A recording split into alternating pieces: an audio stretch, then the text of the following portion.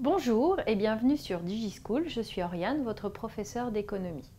Aujourd'hui, nous allons aborder la question des évolutions du commerce international.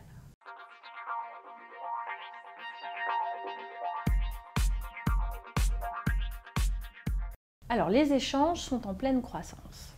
Les États ont toujours échangé. Simplement, depuis le XXe siècle et particulièrement à partir de la fin de la Seconde Guerre mondiale, le commerce international et donc les échanges ont connu une croissance assez importante.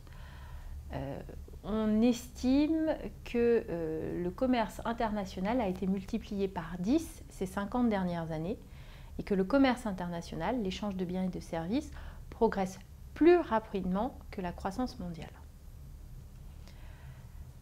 Les échanges ont également évolué d'un point de vue structurel.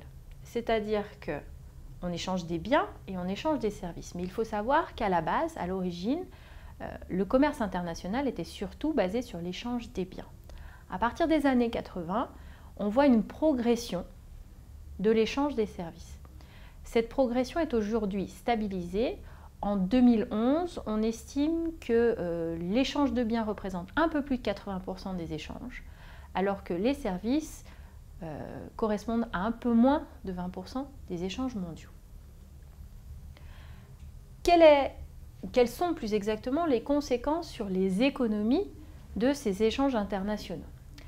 Alors, les économies sont de plus en plus ouvertes et de plus en plus interdépendantes, c'est-à-dire qu'elles ont à la fois besoin de l'extérieur pour leurs débouchés et elles ont à la fois besoin de l'extérieur pour s'approvisionner.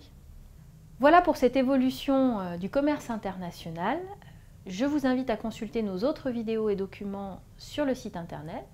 Merci et à bientôt sur DigiSchool.